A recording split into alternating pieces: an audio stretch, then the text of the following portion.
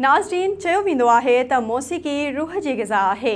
आसा पारां मौसीक़ी जे आलमी दिहाड़े ते राग ऐं साज़ सां प्यार कंदड़नि खे हिकु हंधि गॾु कयो वियो।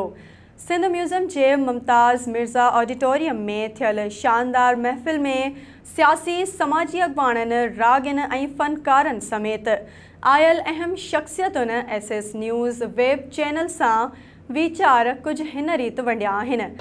सब खां पहिरीं SS न्यूज़ के तमाम घणियूं मुबारकूं ॾींदुसि ऐं अॼु म्यूज़िक जो आलमी ॾींहुं आहे ऐं म्यूज़िक जे हवाले सां हेॾो वॾो इवेंट थी रहियो आहे ऐं तव्हांखे शाबस आहे जो म्यूज़िक राग सिंध जी सूंह आहे। छाकाणि शाह अब्दुल लतीफ़ भिटाई उनजो तंबूरो ऐं सचल साईं शहीद शाह इनायत बुढ़ल फ़कीर असां वटि सभु जेके सूफ़ी वॾा वॾा नामवर हस्तियूं हिन धरती ते पैदा थियूं उन्हनि राग ज़रिए तंबूरे जे ज़रिए अमुन ऐं प्यार भाईचारे जो पैगाम ॾिनो। ऐं सम्झां थो त अॼु असां सभु हिते गॾु थी सिंध खे दुनिया खे हिकिड़ो अमन जो पैगाम ॾियूं पिया। राग जे महरफ़त मूसीक़ी जे महरफ़त सिंध तमामु वॾा नाला पैदा कया। राग में उस्ताद मंज़ूर अली ख़ान, उस्ताद मोहम्मद जुम्मन, मोहम्मद इब्राहिम, जीजी ज़रीना बलोच, आबदा परवीन, एॾा वॾा नाला, रूबीना कुरैशी, मोहम्मद यूसुफ, हिन धरती ये वॾा रागी पैदा कया जिन सॼी दुनिया में सिंध जो पाकिस्तान जो नालो रोशन कयो। ऐं SS न्यूज़ के शाबस आहे जेके मुसलसल इन जी कवरेज करे हिन सॼे राग जे महफ़िलुनि खे दुनिया ताईं पहुचाइनि था। तमामु जेको आहे असीं हिन चैनल जा SS जा थोराइता आहियूं। ॾिसो त जंहिं जॻह ते केरु ॿियो हथु नथो विझे, न को किथां फाइनेंशियली मदद थी थिए न छा, उन जी जॻह ते असां सां हिन क़िस्म जी जेका मीडिया आहे उहा बग़ैर पैसे जे वॉलंटियरली असां सां गॾु बीठी आहे। असीं तमामु घणा थोराइता आहियूं। यकीन मञो तव्हां हिन चैनल जा सभिनी जा जिन असांजे हिन प्रोग्राम खे आलिशान बणायो आहे, एॾी कवरेज ॾिनी आहे। यको ॾिसूं पिया त हिन चैनल जी जेका टीम आहे उहा जेको आहे सो यको बीठल रही आहे ऐं यको उन्हनि कवरेज ॾिनी आहे। ऐं केतिरियूं माना महिरबानियूं चवां की राग जो आलमी ॾींहुं आहे, असां पंहिंजो फ़र्ज़ु निभायो आहे, तव्हां पंहिंजो फ़र्ज़ु निभायो। तव्हांजी महिरबानी। माशाल्लाह म्यूज़िक असांजो तमामु बहितरीनु आहे। अॼु आसा जो प्रोग्राम आहे, सो सभु आर्टिस्ट गॾु आहिनि, सभु सिंगर्स गॾु आहिनि ऐं माशाल्लाह तव्हां इलाही सुठो कयो आहे त असां सिंगर्स ऐं इलाही आर्टिस्ट वेठल आहिनि, उन्हनि जो इंटरव्यू करणु, उन्हनि खां पुछणु, सो तमामु घणी ख़ुशी पई थिए। ऐं असांजी मौसीक़ी माशाल्लाह मौसीक़ी जे बारे में इहो चवणु चाहींदसि त मौसीक़ी में जेतिरी मेहनत कबो ओतिरो बहितर आहे। हिन वक़्तु असीं मौसीक़ी जे आलमी ॾींहं जी मुनासिबत सां सिंध म्यूज़ियम में मौजूदु आहियूं। ऐं सम्झां थो त सिंध में ई वॾे में वॾी तक़रीब आहे जेका टुवर्ड सिंधी मौसीक़ी जे हवाले सां आहे, जेका आसा वारनि कई आहे। आसा माना सिंध फ़नकार या सिंध संगीतकार एसोसिएशन जेका आहे उन्हनि जो प्लेटफॉर्म आहे। ऐं ख़ुशि थो थियां त अब्दुल गफ़ूर सूमरो जेको पाण हिकिड़ो प्रूव्ड सुठो नए नस्ल जो नई टहीअ जो शानदार गवैयो आहे ऐं जेको शाह लतीफ़ खे ऐं शेख अयाज़ खे महारत सां ॻाए सघे थो, उनखे हक़ आहे त हू फ़नकार जे फलाह बहबूद जे लाइ हुन इहा जेका आसा तंज़ीम ठाही आहे, इहा आसा कोन्हे, इन खे आस सम्झो त असीं इन में हिकिड़ी आस ऐं हिकिड़ी उमेद था रखूं त फ़नकारनि जी फलाह बहबूद ऐं ख़ुदि ई दौर जॾहिं असांजा इदारा जंहिंमें वेठल असांजा प्रोड्यूसर हाणे ओॾा कमिटेड न रहिया आहिनि मौसीक़ीअ सां।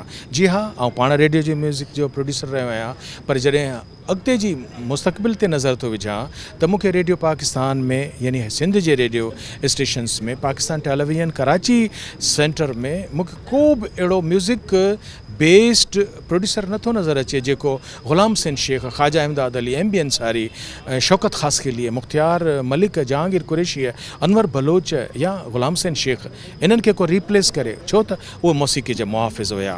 उस्ताद मोहम्मद यूसुफ खां वठी माई भाॻीअ खे या पोइ वरी सनम मारवी, इकरार वहीद या असांजी जेको ज़ामिन अली, इहे सभु असां इंट्रोड्यूस कराया आहिनि, उन्हनि खे मौक़ो फ़राहम कयो आहे। अॻिते हुननि पंहिंजे शौक़ सां मंज़िल माणी आहे। त इख़्तिसार सां चवां त जेको अब्दुल गफ़ूर साहब है उन जेको हीअ इंस्टीट्यूशन क़ाइमु कयो आहे, त हाणे ज़रूरत हुननि इदारनि मां असांजी उमेदूं ख़त्म थी वियूं त हुते को बि अहिड़ो प्रोड्यूसर हाणे कोन पैदा थींदो जेको सिंधी मौसीक़ी जे उन जे विरसे खे बचाईंदो। मूंखे उमेद है, आस है, आसा जे अब्दुल गफ़ूर मां त हू हिकिड़ो इदारो इस्टेब्लिश कंदो ऐं पूरी ताक़त तवानाईअ सां बेखौफ़ थी इदारनि खां पंहिंजो हक़ घुरंदो, फ़नकारनि खे हक़ ॾियारींदो ऐं सिख्या जे लाइ हिकिड़ी शानदार अकेडमी क़ाइमु कराईंदो, जंहिंमें असांजो मुस्तक़बिल जा ॻाइण वारा संगीतकार सिंधी मौसीक़ी जी ख़िदमत कनि ऐं सिंधी राग सिखनि ऐं उनखे पंहिंजे ईंदड़ नसलनि ताईं फैलाईंदा रहनि। आलमी ॾियारे जी निस्बत सां जेको मौसीक़ी जो हीउ ॾियारो आसा जी तनज़ीम मल्हाए पई, यकीनन उनखे दाद ॾिजे थो। सिंध जी जेका मौसीक़ी आहे उहा तमामु वसी आहे हक़ीक़त में। जेकॾहिं असां फ़र्ज़ु कयो त मौलूदनि खां शुरू कयूं, ओसारनि खां शुरू कयूं, या जेके दरगाहुनि ते जेके राग ॻाया था वञनि मुख़्तलिफ़ अंदाज़ सां, त सच करे पुछो त हाणे जेका संगीत शास्त्रीय आहे त उन में असांजा सिंधी जेके राग आहिनि प्रॉपर, मिसाल कोहियारी थियो, राणो थियो, त उनजो शुमार बि कोन्हे को। इन खां अलावा हीअ जेके दरगाहुनि जा राग थियनि था, या वरी मुख़्तलिफ़ असां वटि जेके रंग आहिनि मौसीक़ी जा, जंहिंमें नात अची वियो, नात सारी बल्कि मौलूद ख़ासि करे, या वरी जेके किसा भट भान या भगत जेके भक्ति अंदाज़ असांजा थियनि था, त यकीनन सिंध जी तमामु वॾी मौसीक़ी। हाणे हीअ जेके इदारा जेके क़ाइमु थियनि था, इन सां इहो थींदो उनखे हिकिड़ो प्लेटफॉर्म मिली वेंदो। त इहा ख़ुशी जी ॻाल्हि आहे त हिननि जेका तनज़ीम हिकिड़ी तरतीब ॾिनी आहे, ठाही आहे, त इन सां इहो थींदो त असांजी सिंध जी जेका मौसीक़ी आहे उनखे तहफ़ुज़ मिलंदो। अॼु मौसीक़ी जो इंटरनेशनल ॾींहुं आहे, आलमी ॾींहुं आहे, जंहिंमें असां मौसीक़ी खे यादि कयूं था, मौसीक़ी ते कमु कंदड़नि खे यादि कयूं था, जेके मौसीक़ी जा पोरियत आहिनि सभिनि खे यादि कयूं था। मौसीक़ी हिकिड़ी इंटरनेशनल लैंग्वेज आहे जेका प्यार, अमन ऐं मोहबत जो पैगाम ॾिए थी। अॼु SSTV जेका उहा उनजी पार्टनर आहे अॼोके प्रोग्राम जी, उहो प्रोग्राम जेको ऑल सिंध संगीतकार एसोसिएशन हिते मल्हायो आहे, उन में सवें फ़नकार, आर्टिस्ट ऐं ॿिया जेके राग सां चाह रखंदड़ सभिनी शिरकत कई आहे। मां सभिनी खे मुबारकबाद ॾियां थो। जीअं त अॼु म्यूज़िक प्रोग्राम आहे ऐं मूंखे ॾाढी ख़ुशी थी आहे त सभु जेके बि आर्टिस्ट असां गॾु थिया आहियूं, ऐं अहिड़ा ई शो थींदा रहनि, जेके बि नवां नवां असांजो टैलेंट आहे उहो प्रमोट थींदो, जहिड़ा जीअं असां आहियूं। सो असां जहिड़नि जे लाइ अहिड़ा शो थियणु खपनि जीअं असां प्रमोट थियूं ऐं पंहिंजे कम खे वधाए सघूं। ऐं मूंखे त ॾाढी ख़ुशी थी आहे हिते अची करे, ऐं तव्हांजी वॾी महिरबानी। असांजे तरफ़ खां राग ऐं मौसीक़ीअ जो आलमी ॾिहाड़ो मल्हायो वियो ऐं हिते सिंध जा नामवर रागी जिन खे ॿुधण जो असांखे बि मौक़ो मिलियो, तमामु ख़ुशी थी। ऐं मौसीक़ी जेको आहे सो अमन जो पैगाम आहे, प्यार जो पैगाम आहे, भाईचारे ऐं बराबरी जो पैगाम आहे। मौसीक़ी रूह जी ग़िज़ा आहे ऐं जेको बि असांजे हिन मुआशिरे में डिप्रेशन वधे थो पियो महांगाई जे करे, बदअमनी जे करे, बेरोज़गारी जे करे, ऐं असां जेको मुआशी असां में जेको हिकिड़ो बुरान पैदा थी चुको आहे मुल्की लेवल ते, त असांखे ज़रूरत आहे त असां मौसीक़ी ॿुधूं ऐं मौसीक़ी तरफ़ वञूं। मौसीक़ी असांखे जेको आहे सुकून ॾींदी। ऐं उन सां गॾोगॾु SS न्यूज़ जेको चैनल आहे उन जो स्पॉन्सर हुयो हिन प्रोग्राम में, ऐं हीअ वेब चैनल असां निहायती शुक्रगुज़ार आहियूं हिन चैनल जा। महिरबानी तव्हां दोस्तनि। SS चैनल वारनि जी वॾी महिरबानी जो अॼु हिन मौसीक़ी प्रोग्राम जेको आहे, अॼु मौसीक़ी जो आलमी ॾींहुं आहे 21 जून, ऐं उन ते SS जेको वेब चैनल आहे प्रोग्राम रिकॉर्ड पियो करे, असां खां ॻाल्हाइण वरितो, वॾी महिरबानी।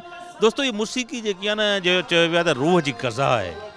रूह जी ग़िज़ा आहे माना तव्हांजो जेको रूह आहे, तव्हां दुनिया में घुमो था, परेशानियुनि में वञो था, पर जॾहिं मौसीक़ी में ईंदा न त तव्हांजो ज़हनी अहिड़ो थी वेंदो, तव्हांजो दिलि, तव्हांजो दिमाग़ मौसीक़ी में एॾो ख़ुशि थी वेंदो। हलियो किथे काफ़ी मुल्क आहिनि जिते इहो बि आहे इलाज जेको आहे उहो मौसीक़ी ज़रिए कयो वेंदो आहे।